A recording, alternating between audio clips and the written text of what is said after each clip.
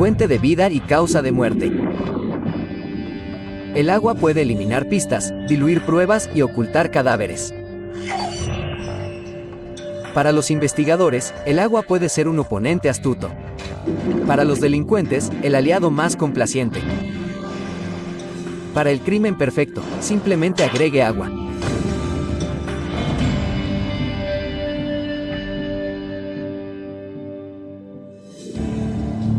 En la primavera de 2000, se encuentra el cuerpo sin vida de un adolescente en el río Loret, cerca de un suburbio de la ciudad de Quebec. La investigación descubrirá la historia de un crimen pasional que involucra a dos jóvenes amantes. L'Ancien-Loret es una comunidad pequeña y tranquila situada a unos 10 kilómetros de la ciudad de Quebec. El 7 de abril de 2000, dos estudiantes caminan por una zona boscosa cerca de su escuela. A lo largo del río ven lo que creen que es un maniquí tirado al borde del agua. Al acercarse, se dan cuenta de que es un cadáver. Aterrorizados, inmediatamente alertan a un maestro que contacta a la policía.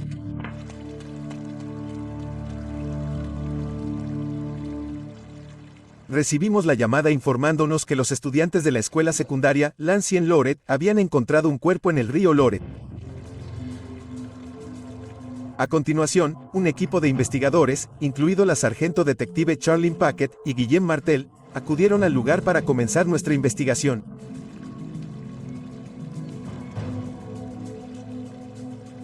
En aquella época, Remy Doyon era especialista en identificación forense de la policía de Sainte-Croix. Incluso antes de irme, me comuniqué con los oficiales para asegurarme de que aseguraran una gran escena del crimen y para evitar que alguien ingresara al área usando cinta policial alrededor del perímetro. Es importante. Si el público, o incluso la policía, entran en escena, se pueden destruir muchas pruebas. Eso me dio una enorme escena del crimen de aproximadamente 4.000 pies cuadrados para examinar. Antes de tocar algo, incluso a la víctima, tomo muchas fotografías para que si muevo algo, o si alguien más toca algo, tengamos un registro fotográfico como referencia. Mi rutina es trabajar desde la víctima. Utilizo métodos muy particulares para garantizar que no se pase por alto ninguna parte de la escena del crimen. Vi el cuerpo tirado en el agua a unos 30 o 40 metros de mí. Ella quedó atrapada en las rocas. Es posible que la corriente la haya llevado hasta ese punto o que el crimen haya ocurrido allí. Vi a una persona, seguro. Pelo bastante largo, pero no pude determinar con certeza si el cuerpo era de hombre o de mujer. Estaba completamente vestido y vestido apropiadamente para el clima. Era abril, llevaba una chaqueta y unos pantalones que parecían adecuados para la temporada. No fue hasta que estuve en el mismo lado del río que la víctima y le di la vuelta al cuerpo que me di cuenta. Era una niña. Físicamente sus manos parecían normales y su rostro no estaba demacrado. Su tono de piel estaba bien para una víctima. Es decir, el color estaba bien y no estaba muy descompuesta. Su cuerpo no se encontraba en avanzado estado de descomposición. El agua estaba bastante fría, unos 5 grados centígrados, lo que ayudó a preservar el estado del cuerpo. Si estuvo allí 24 horas o 48 horas, 72, no pudimos determinar en ese momento. La policía se ocupa del crimen o de un accidente. No había pruebas de que la víctima hubiera sido agredida sexualmente. Estaba completamente vestida, incluida la ropa interior, y no le habían quitado los pantalones. Por lo que a nosotros respecta, no fue un delito de naturaleza sexual.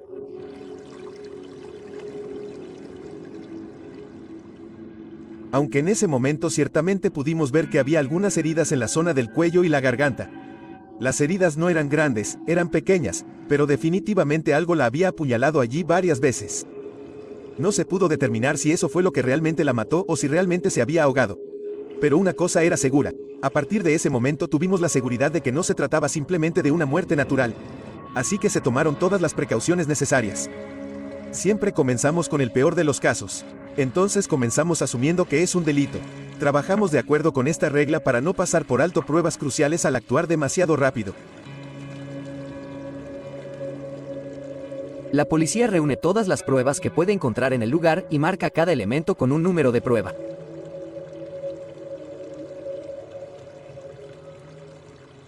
Realizar una búsqueda exhaustiva en una escena de un crimen tan grande lleva bastante tiempo. Después de marcar todas las pruebas, le dimos la vuelta al cuerpo y lo sacamos del río. Es muy importante para nosotros sacar el cuerpo del agua lo más intacto posible y luego registrarlo para identificar a la víctima.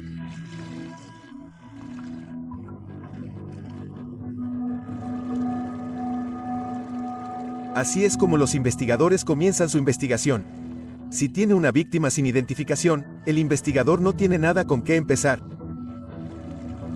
Mientras buscaba en la ropa de la víctima, Remy Do-yeon descubre unas bolitas de papel en el bolsillo de sus vaqueros. Era una hoja de papel blanco con un número de teléfono escrito. Estaba escrito con tinta y todavía era muy legible. El agua no había causado ningún deterioro. Había manchas de barro en el papel, pero aún era bastante legible. Y luego había otra bola de papel que se podía desenredar inmediatamente. Fue una parte de un traslado en autobús. Fotografié esta evidencia en la escena y transcribimos los detalles para el investigador inmediatamente. Secó los papeles durante la noche y luego los envió a la sala de exhibición para usarlos como evidencia. El cuerpo de la joven es retirado de la escena del crimen y declarado muerto en una esquina antes de ser transportado a la morgue de la ciudad de Quebec. Necesitábamos establecer dónde ocurrió el apuñalamiento. Entonces, cuando consideramos la corriente, el ancho del río y todos los escombros del tronco, el cuerpo no pudo haberse movido una gran distancia.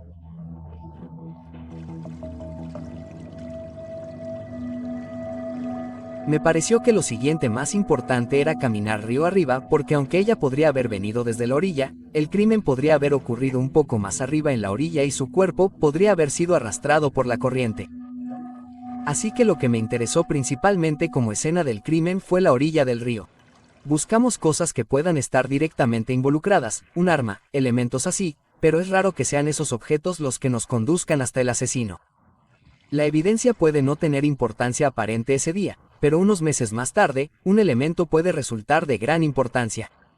Suele ser así en la escena de un crimen. Recopilamos pruebas sin saber si serán importantes, pero las recogemos instintivamente de todos modos. La búsqueda de pistas continúa durante horas. En un momento dado, Remy Do-yeon hace un descubrimiento curioso. Grabada en el tronco de un árbol está la inscripción Milio, seguida de un corazón atravesado por una flecha y las iniciales TP. No me dijo nada, no vi que esto fuera más relevante que cualquier otra evidencia aquí, pero en realidad, el tallado en el árbol era bastante reciente, así que tomé una fotografía y posteriormente la incluí en el archivo como evidencia. Pero en aquel momento no fue concluyente y no parecía servir a ningún propósito real. Informamos al investigador principal sobre la talla, pero en ese momento no salió nada. Remy Do-yeon completa su examen de la escena del crimen y luego se dirige a la morgue. Al día siguiente, el cuerpo de la joven víctima será transportado a Montreal, donde se realizarán todas las autopsias de Quebec. Quiere asegurarse de que no se les ha escapado nada durante el registro de la ropa y de que las manos de la víctima estén bien protegidas por si esconden rastros del ADN del asesino. También tiene que tomarle las huellas dactilares. En el lugar, es imposible tomar huellas dactilares porque los dedos, ya sabes, cuando te bañas y permaneces demasiado tiempo en el agua, ¿cómo se sienten tus dedos? Luego intenta imaginar qué arrugados podrían quedar tus dedos si los sumergieras durante varios días. Dado el estado arrugado de los dedos de la víctima, Remy Do-yeon debe volver a inflar la piel. Usamos una jeringa para inyectar agua debajo de la piel, lo que rellena las arrugas. Una vez hecho esto y echas un vistazo, el dedo aparecerá casi normal. Luego podemos untar un poco de tinta en el dedo y luego enrollar las impresiones. En ese momento la huella puede ser bastante buena. La huella que tomé del dedo medio fue muy buena. A pesar de su evidente corta edad, nadie denunció la desaparición de la víctima en los días previos al descubrimiento de su cuerpo. ¿Quién es ella? ¿Cómo llegó a un final tan trágico?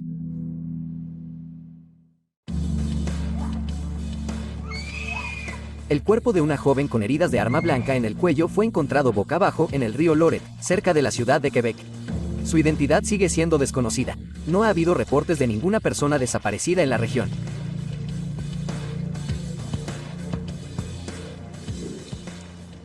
Armado únicamente con el nombre de una mujer y un número de teléfono garabateados en un trozo de papel encontrado en los pantalones de la víctima, el sargento detective Legedart comienza su búsqueda del asesino. Una vez que terminamos con la escena del crimen y comenzamos nuestra investigación, intentamos establecer la relación del nombre y número de teléfono con nuestra víctima porque no había otra identificación. Encontramos la dirección correspondiente al número de teléfono, que era una mujer joven en Saint-Roch, Quebec. Saint-Roch es uno de los barrios más antiguos de la ciudad de Quebec.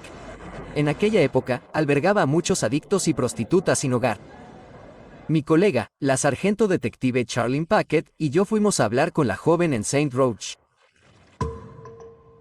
Le mostramos a la niña fotografías de la ropa de la víctima. Ella confirmó que los artículos le pertenecían y que se los había prestado a una joven llamada Tanya Pinnett. La joven explicó que había conocido a Tanya recientemente y accedió a dejarla quedarse con ella. Tanya dejó su mochila en el apartamento, pero nunca regresó a buscarla. Le prestó la ropa a Tanya el 30 de marzo de 2007. Y Tanya le dijo que iba a L'Ancien-Lorette a ver a su novio. Sintió que Tanya estaba nerviosa por volver con él. Según la información proporcionada por la joven, los investigadores descubrieron que la protección juvenil había colocado a Tanya en el Stopover Center, un refugio para mujeres jóvenes necesitadas. Ella tenía solo 15 años. Legedart se pone en contacto inmediatamente con el centro. Un funcionario del centro juvenil acudió a la morgue para identificar el cuerpo. Tanya Pinnett fue identificada positivamente como uno de sus cargos.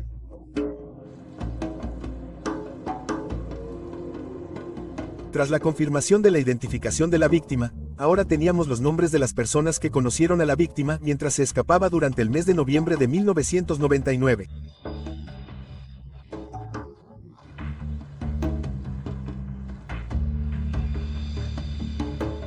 Nos reunimos con todos estos jóvenes que eran amigos de la víctima mientras ella se escapaba.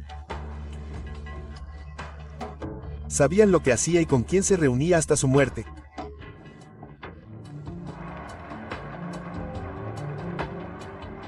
Una de las personas a las que interrogan los investigadores es la hermana mayor de Tanya, también residente del Stopover Center.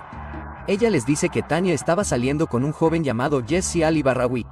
Según los informes, él y Tanya vivían juntos. Al parecer Tanya quería regresar a su ciudad natal para vivir con sus abuelos. Jesse supuestamente amenazó con matarla si lo dejaba. Enviamos a 2 sargentos detectives para pedirle a Jesse Ali Baghwari que se reuniera con nosotros en nuestras oficinas. Jesse dijo que no estaba interesado en hacer eso. Pero después de llamar a su abogado, aceptó venir a nuestras oficinas para ser interrogado.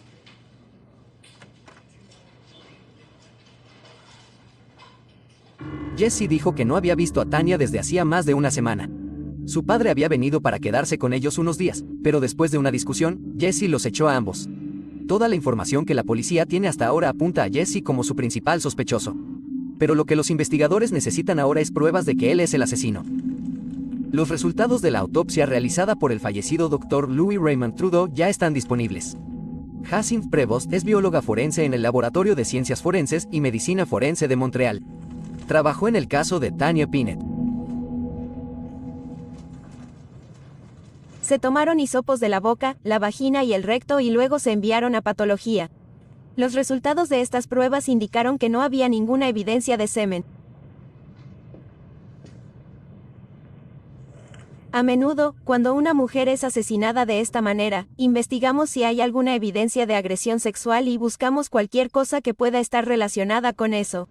No había más manchas de sangre que las de la víctima. No había ningún perfil masculino asociado con el cuerpo de la víctima.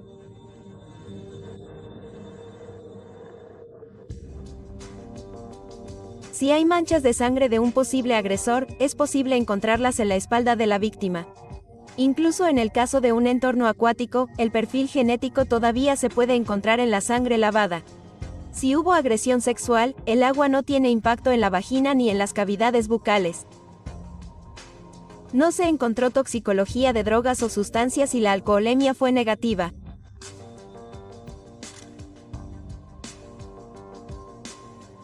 Encontramos 8 pequeñas heridas, de aproximadamente medio centímetro de ancho, en el lado derecho del cuello de la víctima.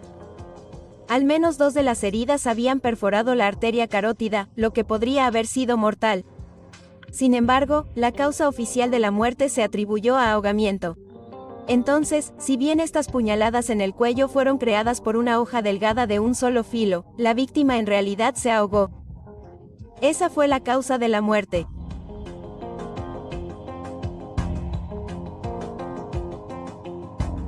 Después de ser apuñalada, la víctima fue ahogada por su agresor o se ahogó mientras buscaba ayuda. Charlene Paquette, colega de Dennis Legedard, asiste a la autopsia. Cuando nos reunimos con la sargento detective Paquette, explicó que cuando conoció al sospechoso por primera vez el día 9, este tenía en su poder un cuchillo.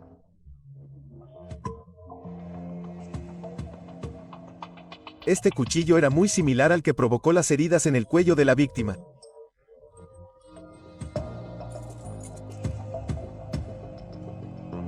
Encontrar el cuchillo es una prioridad para Legedard. Como la investigación se encuentra en sus primeras etapas, primero debe considerar todas las pruebas y cualquier información proporcionada, por improbable que le parezca. Para preparar un caso sólido, debe determinar la exactitud de cada pista y establecer su importancia. El objetivo de Legedard es abordar cualquier argumento que el abogado defensor pueda presentar en un futuro juicio. La víctima tenía antecedentes de autolesión, lo cual era problemático. Al crear un caso, tuvimos que eliminar la posibilidad de que la víctima se hubiera apuñalado. Para eliminar esa posibilidad, tendría que encontrar un cuchillo en la escena.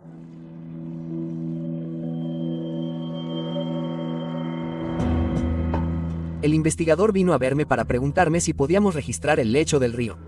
Dije, sí, siempre podemos buscar con un detector de metales. Sin embargo, el río tiene aproximadamente 1 pie de profundidad y no podemos ver el fondo como tal porque el agua de escorrentía del manantial no es nada clara. Pero él dijo, quiero más que eso. Entonces dije, está bien, investigaré qué podemos hacer. El sargento Doyon había oído hablar de una nueva tecnología que era eficaz para condenar un río casi instantáneamente. La policía me llamó simplemente porque querían buscar pistas en la escena del crimen, y sabían que colocar la barrera de agua en el río reemplazaría cientos de sacos de arena y ahorraría tiempo. La barrera de agua está fabricada en lona polimérica, un material muy resistente. Está hecho para que cuando se despliega, sus 2 paneles formen un ángulo de 90 grados. Uno de los paneles se sujeta con piedras u otros objetos pesados. Tan pronto como el agua comienza a fluir hacia él, el otro panel actúa como un paracaídas. La presión creada por la corriente de agua lo mantiene en su lugar. Traje una barrera de agua de 28 pulgadas de profundidad por 35 pies de largo. Y luego también traje una bomba grande para bombear toda el agua del río. Debido a que simplemente no podemos detener el agua indefinidamente, eventualmente el agua pasará por encima de la barrera.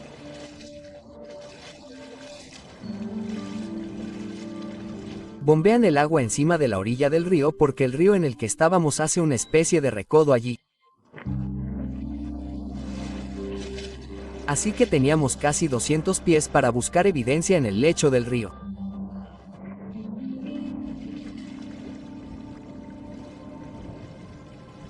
Una vez instalada, la barrera permaneció en su posición durante un periodo de quizás 5 o 6 horas.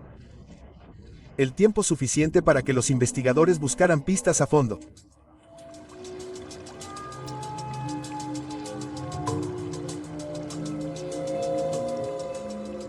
Aunque había muy poca agua en el lecho del río, usamos los detectores de metales de todos modos. Fue mucho mejor así y realmente pudimos buscar en el río como debíamos. ¿Encontrarán los investigadores el arma homicida o determinarán que Tanya se suicidó?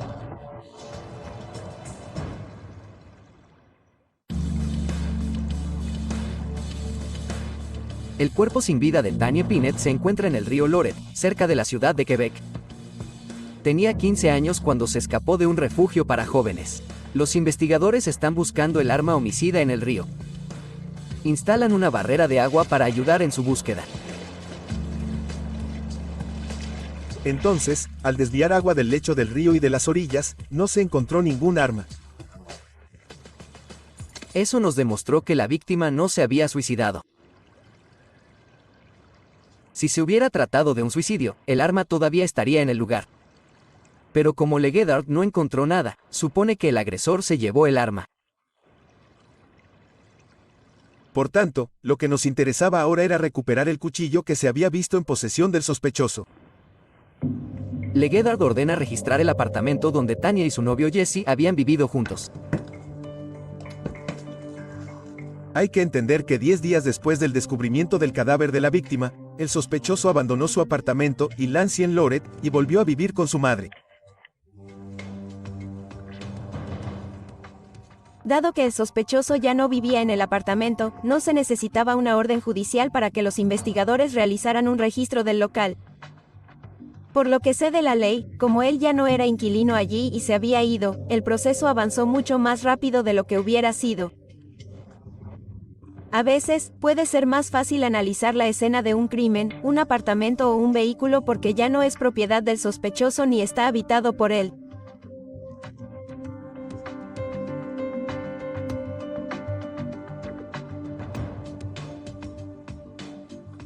Nuestro objetivo era determinar si el delito se cometió en el apartamento.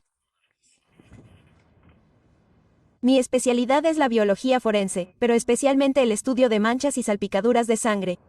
Por lo tanto, trabajo principalmente en escenas de crímenes graves, es decir, homicidios o intentos de asesinato. También busco manchas de sangre y salpicaduras de sangre en la ropa o en los objetos utilizados en los crímenes, las armas homicidas o cosas así. Tomo muestras y hago determinaciones de sustancias biológicas. La sangre, por supuesto, pero también la saliva, el semen y el cabello. Luego hacemos pruebas serológicas, es decir, determinamos la naturaleza de la sustancia biológica y luego cuando es necesario hacemos un estudio genético. Determinamos el perfil genético de las sustancias biológicas y lo comparamos con el de la víctima. De esta manera se puede encontrar la sangre de la víctima, por ejemplo, en la ropa o en un arma del sospechoso.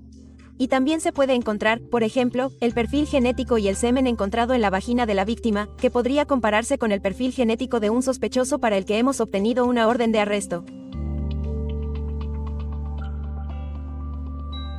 Empecé a trabajar en el caso de Tanya Pinnett casi 3 semanas después de su descubrimiento. Entonces, después de la autopsia,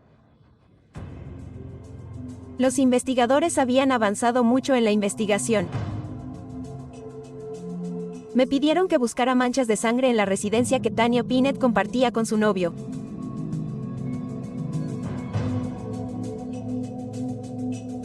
Es un apartamento pequeño, de 2 habitaciones, creo. Pequeño, vacío.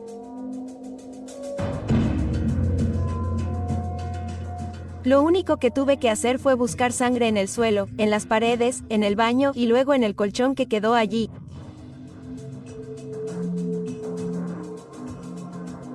Entonces, ciertamente, cuando llegamos a la escena de un crimen, incluso una escena del crimen que sospechamos que ha sido limpiada, como fue el caso allí, necesitamos una buena luz. Buscamos la presencia de manchas de sangre en la parte inferior de las paredes, entre los bordes de los suelos de madera, por ejemplo, en la parte inferior de las puertas y en cualquier lugar oculto u oscuro.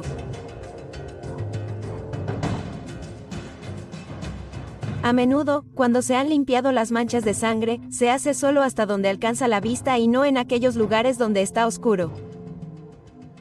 Por ejemplo, en suelos oscuros, muebles oscuros, armarios o rodapiés de armarios, a veces se pueden encontrar rastros de sangre. En este caso, la búsqueda visual de sangre fue negativa. Utilicé un producto llamado luminol, que en la oscuridad emite una luminiscencia azul verdosa, pero en presencia de sangre se vuelve azul brillante.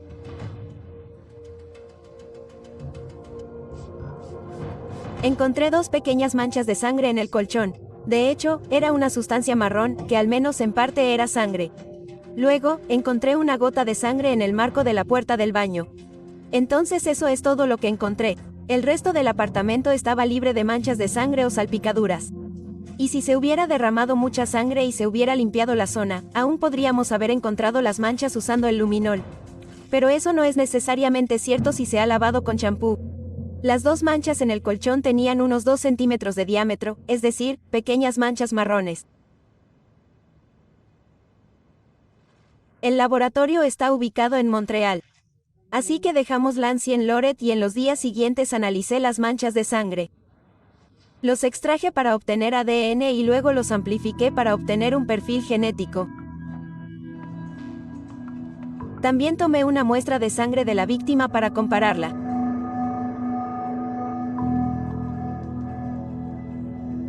Las dos manchas de sangre en el colchón daban combinaciones de perfiles genéticos, que eran similares a los que obtendríamos si tomáramos a ese hombre, combinados con el perfil de ADN de Tanya Pinnett. Entonces, hay una combinación de un hombre y Tanya Pinnett, el mismo hombre que dejó su gota de sangre en el marco de la puerta y las dos manchas en el colchón.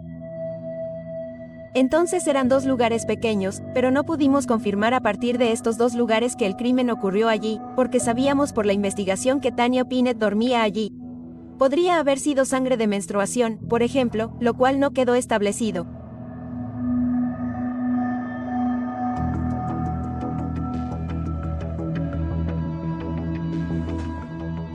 Tras el análisis del apartamento del sospechoso, no pudimos concluir que hubiera un derrame significativo relacionado con el homicidio o la muerte de Tanya Pinnett.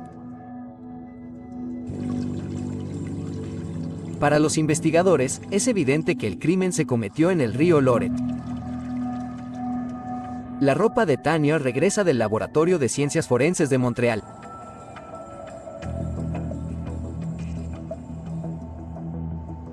Luego, la ropa fue devuelta del laboratorio forense. Ahora, estaban secos y separados en bolsas individuales. Entonces, decidimos volver a registrar los bolsillos. Estaba seco. Era más fácil ahora que no estábamos en el río ni en el barro. Entonces, abrimos la ropa buscando pequeños cortes que pudiera haber en la ropa. Volvimos a buscar dentro y en los bolsillos. Y en los bolsillos del pantalón encontré 2 trozos más de papel enrollado, ya secos, por lo que era imposible trabajar con ellos. Remy Doyon fotografía las nuevas pruebas y clasifica cada muestra.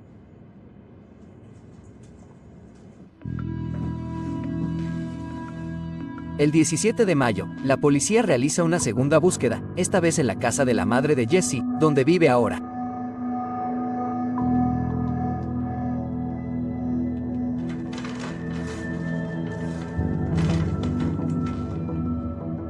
Necesitábamos recuperar toda la ropa que estaba en posesión de Jesse Ali Barrawi, su abrigo, sus botas, sus pantalones, con la esperanza de encontrar el ADN de la víctima.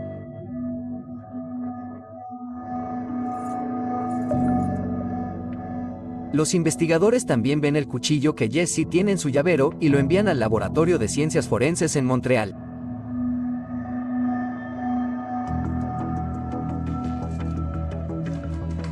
La señora Prevost comienza su investigación forense. Busqué sangre en la ropa, las botas, los zapatos. Fue negativo e hice un informe al respecto. Tras un examen visual del cuchillo, no había manchas de sangre. Era un cuchillo pequeño y retráctil. Ya conoces el tipo de pequeña navaja suiza con una hoja y una lima en un lado y unas tijeras en el otro que puedes plegar en la estructura del mango. Y la hoja del cuchillo era similar en largo y ancho a lo que escribió el patólogo en su informe sobre las heridas en el lado derecho del cuello de la víctima. Encontrará Jacinth Prevost la sangre de Tanya Pinnett en el cuchillo de Jesse Ali Barrawi. ¿Jesse hizo algo más que simples amenazas de muerte?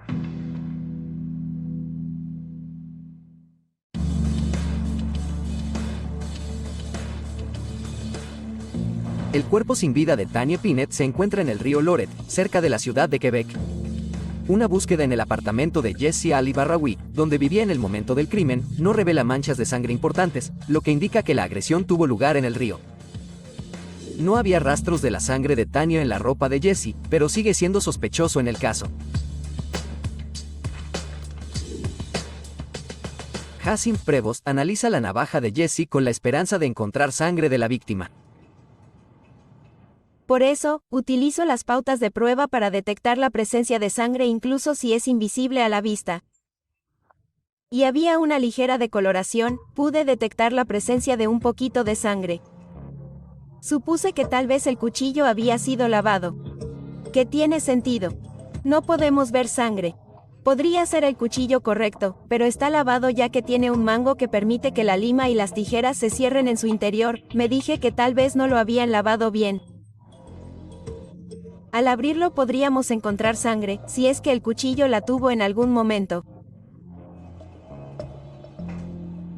Entonces, al abrir el mango de plástico del cuchillo, encontré trozos de sangre seca y resultó coincidir con el perfil genético de la víctima. Así es como los investigadores pudieron vincular el cuchillo del sospechoso con la víctima.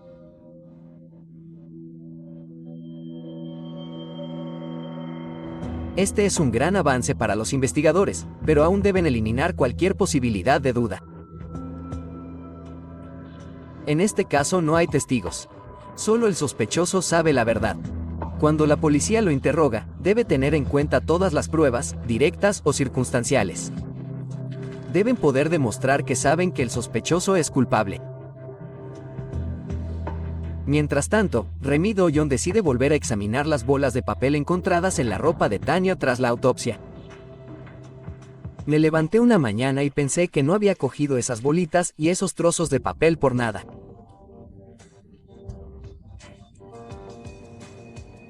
Los traje al laboratorio y los metí en agua para que se remojaran y pudiera volver a abrirlos sin romperlos ni dañarlos.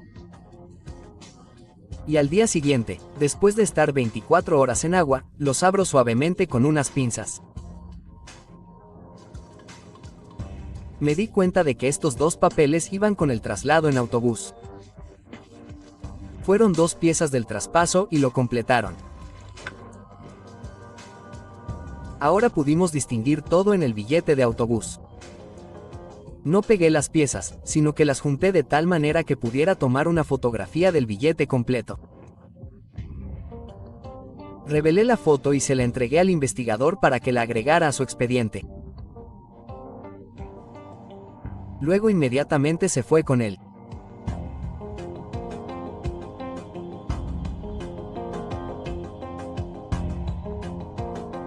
Conocimos gente del servicio de tránsito que nos dio la descripción de un billete de autobús, un transbordo, cómo funciona, por qué hacían agujeros en el lugar donde lo hacían. Y nos dijeron que cada conductor tenía una perforadora única. Cuando tomas el autobús, te perforan el billete. Puede ser un dibujo, cualquier cosa. Pero cada piloto tiene su pegada única.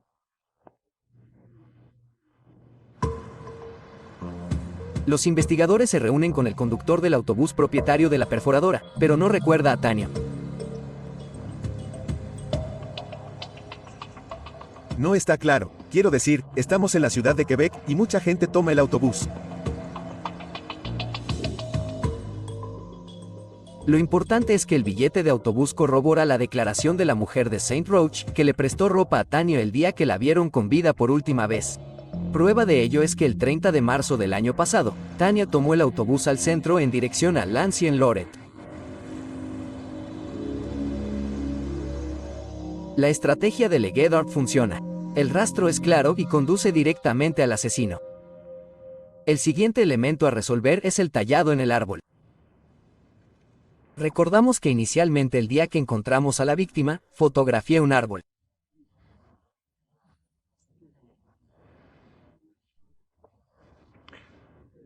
Una conífera que fácilmente medía entre 12 y 14 pulgadas de diámetro. Y en la foto se podía ver una talla que tal vez medía 5 o 6 centímetros por 10 centímetros de alto. Durante la investigación supimos que Emilio era un apodo que tenía. Al encontrar ese corazón con el apodo del sospechoso y la víctima nos dijo que conocían esta zona, que era muy importante para poder presentar cargos.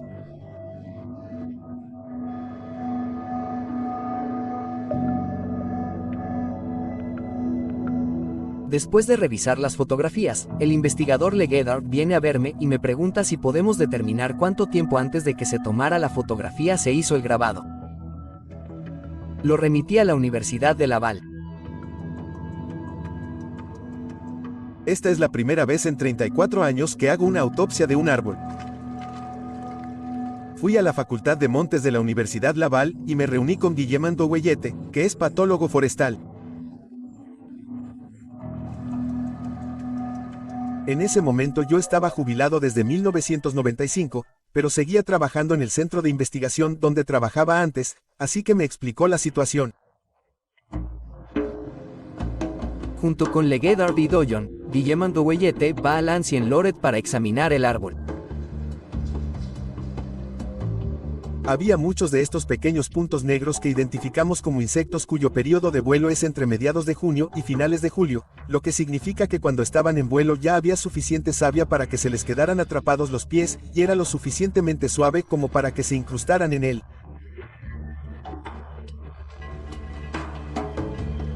Si fuera savia la que había secretado el año anterior, se habría endurecido y los insectos no podrían haberse quedado atrapados, especialmente cerca de la talla.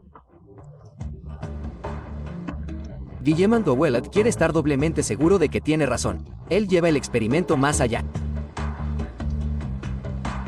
Intentamos imitar el tallado del árbol justo encima del tallado original.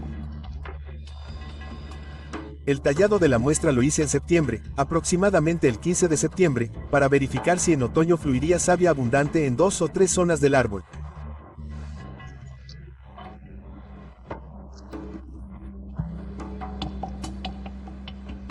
Luego me pidió que fuera a fotografiar esa talla todos los días durante los 10 días siguientes. Cada vez lo fotografié con el mismo tipo de película, el mismo tipo de cámara y casi con las mismas distancias. Aunque la distancia era menos importante porque eran instrumentos de medida que fotografié al mismo tiempo que la herida. Los resultados de la autopsia del árbol son uno de los últimos elementos que Legedard necesita para completar su investigación. La respuesta le dirá si la talla se realizó aproximadamente al mismo tiempo que ocurrió el asesinato. ¿Contendrá el grabado en el tronco del árbol la pista final que necesita para resolver el asesinato de Tanya?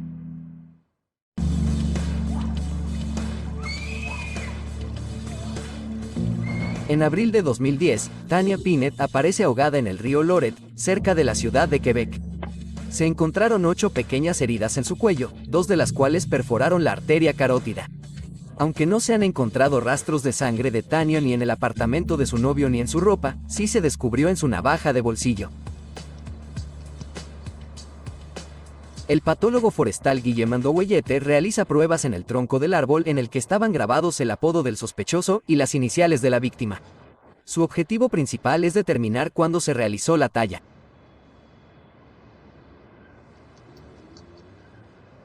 Así que del lado del árbol que no tenía talla, no había savia. En el tallado demuestra que hice había savia, pero no en abundancia. Entonces demostró que durante el otoño no debería haber mucho flujo de savia. No pude establecer una fecha exacta, pero con seguridad no se pudo rastrear hasta el otoño anterior.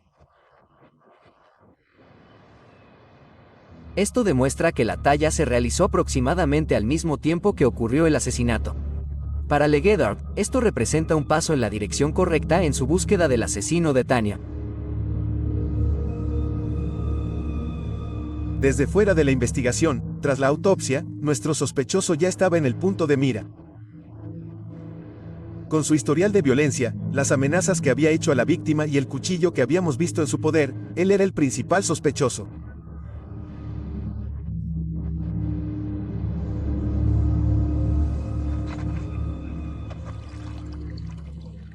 Debemos proceder con el interrogatorio del sospechoso. Pero antes de conocerlo, intentamos eliminar todas las demás posibilidades porque para este asesinato no tenemos testigos. Tienes a la víctima que ya no puede hablar. Y luego solo los acusados pueden decir lo que realmente pasó.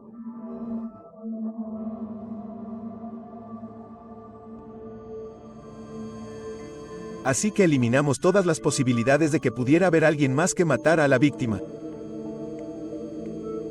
Los investigadores, junto con la fiscalía, se preparan para arrestar al sospechoso. Le explicamos nuestras pruebas y él cree que podemos realizar un arresto sin orden judicial. Tenemos buenas razones para creer que cometió un delito.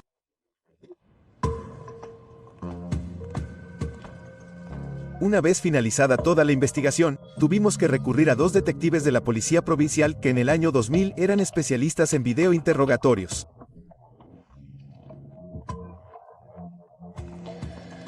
Entonces tuvimos que preparar a estos 2 investigadores y una vez que tuvieron todos los detalles del expediente, procedimos a la detención. El 11 de mayo de 2001, más de un año después de que comenzara la investigación, Jessie Ali Barrawi es arrestada por el asesinato de Tanya Pinnett. No tuvo ninguna reacción. Le leímos sus derechos, su derecho al silencio y a un abogado, y fue trasladado a las oficinas de la Policía Provincial de Quebec para ser interrogado.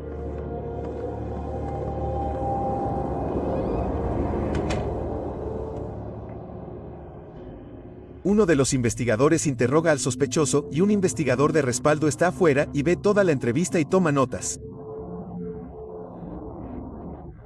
Y durante el interrogatorio puede haber un cambio de investigador para continuar con el interrogatorio. Solo ve a un investigador, pero sabe que hay otro investigador al otro lado de la ventana mirándolo y tomando notas. Antes de que comience la entrevista, Jessie es informada de sus derechos.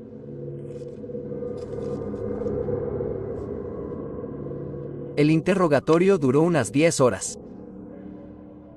Y después de eso, el sospechoso se derrumbó. Pidió regresar a la sala de interrogatorios porque quería contarles lo sucedido el día del asesinato. Le advirtieron diciendo, ya sabes, si quieres contarme sobre el asesinato de la víctima, puedes hacerlo, pero tienes derecho a llamar a su abogado primero. Él dijo, no. Ya no quería llamar a su abogado. Quería contar lo sucedido. Dijo que habían visitado la orilla del río en el lugar donde encontramos el corazón tallado en el árbol. Era un lugar donde les gustaba estar juntos porque él estaba enamorado de ella, dijo.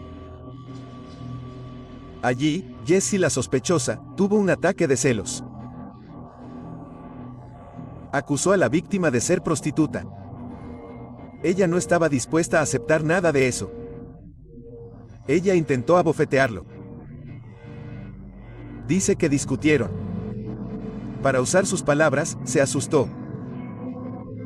Abrió el cuchillo y la apuñaló en la garganta.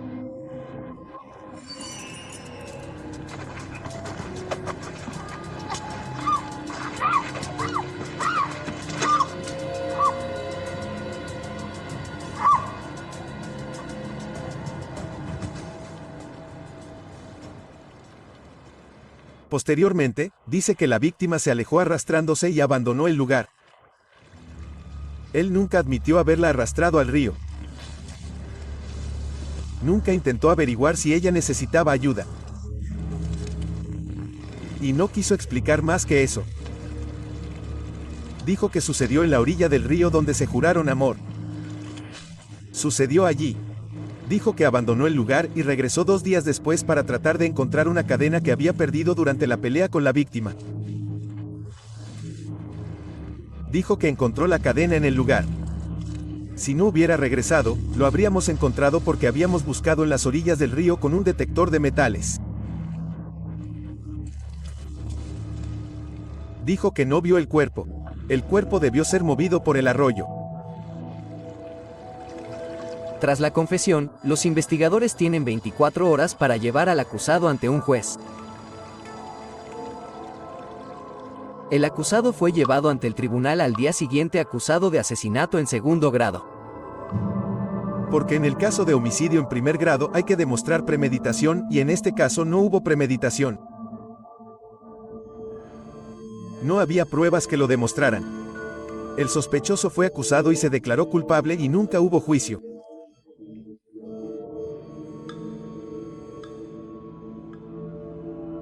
Jessie Ali Barrawi recibe una condena de 11 años de prisión por el asesinato de Tanya Pinnett. El agua casi borró su crimen. Pero gracias al excelente trabajo de los investigadores, el asesinato quedó al descubierto y se hizo justicia.